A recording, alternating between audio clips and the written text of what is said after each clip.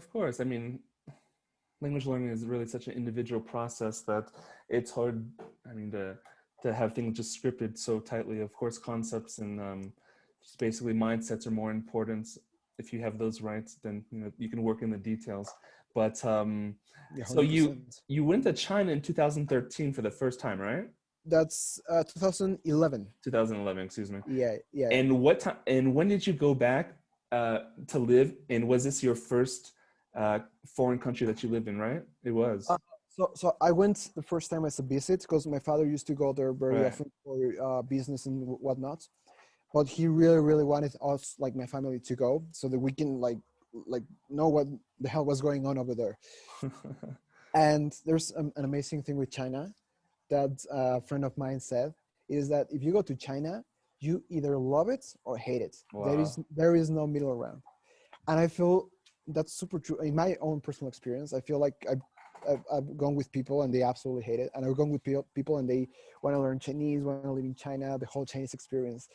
So I think China is very, very special in that sense. And of course, I was the one who loved it like crazy. Naturally. I Yeah, naturally, and it's just so different, and there's a surprise every corner, and it's just like perfect for me in that sense.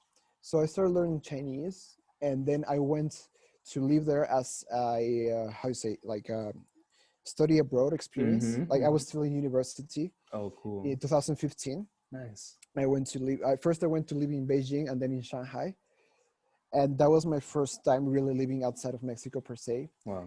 And it's crazy because most people that I know in my environment always went first to US or to Europe, but me, I went to this absolute other side of the world.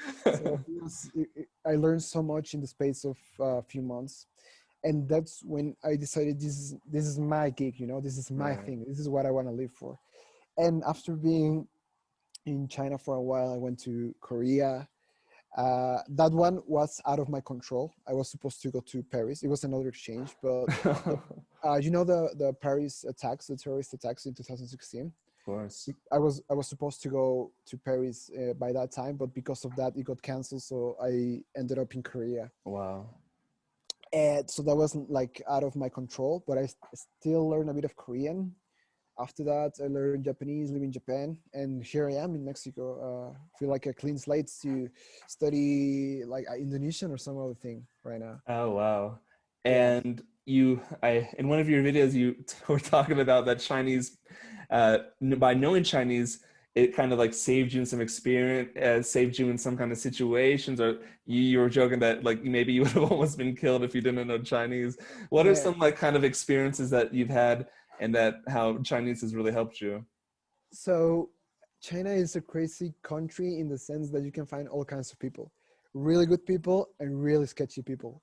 So my father, being the kind of person he is, he always falls for the sketchy people, and and once we went into a van, it was supposed to be like a tour to the Great Wall or something, Oh, wow. but the van was sketchy as hell. They made us like stop in different places to like see around, like sightseeing, but it was actually like, oh yeah, this porcelain factory, oh yeah, this massage place, oh this whatever place. And at some point I was so done with it. I was like, okay, look, this is not gonna happen. So I brushed up the best Chinese I could, and I told the people who were like driving me, like, we're not gonna take this shit anymore. You're gonna take us to the Great Wall. I like because also it's crazy when you learn Chinese, you become a more like assertive kind of person, Really?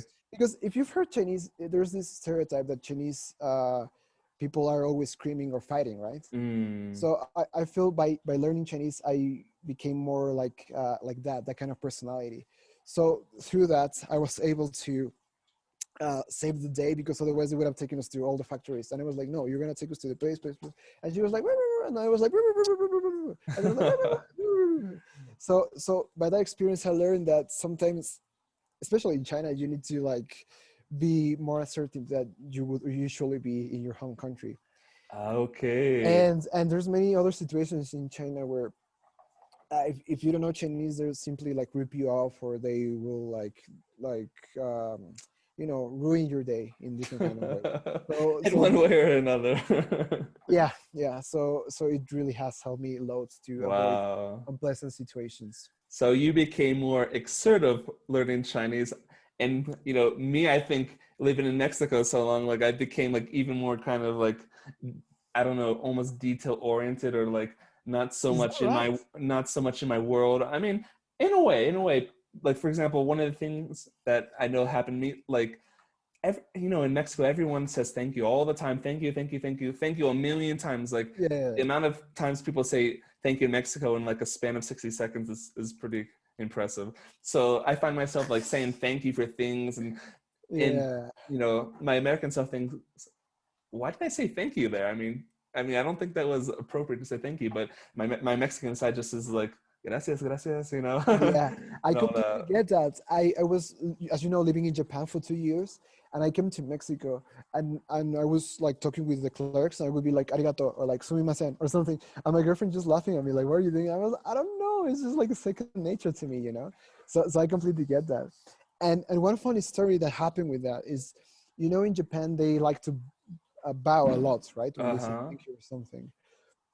So I started bowing like unconsciously because Japanese people bow even when they're on the phone. Like there's no one to see them, but they're still bowing. So, Wow. so once when I graduated in university here in Mexico, I received like a medal, like no big deal, just like for some exam I did, and I received a medal, and I was like bowing like as my second nature, and everyone was like, "What the hell? What is this guy doing?" Like they would not understand, but I don't Wow. know. For me, it's like something I picked up, like the bowing thing, being I heard thankful. about that. Some foreigners living in Japan, and they come back and they just have these Reverse cultural shock. these things that they do. But yeah, yeah, I fortunately haven't had so many bad experiences in Mexico. Not so many, but one thing that I've noticed is, like, for example, and this is not just exactly a foreign problem, but let's say a situation in Mexico, period. So for example, before before Uber and all that, the way to get around quickly was a taxi if you needed one. And Right. you can still use them and all that, but I kind of learned that there is like these ranges of prices that the taxi drivers will charge you. And for me, it's like on a scale. So first of all, they're going to charge you like, The you know kickstart.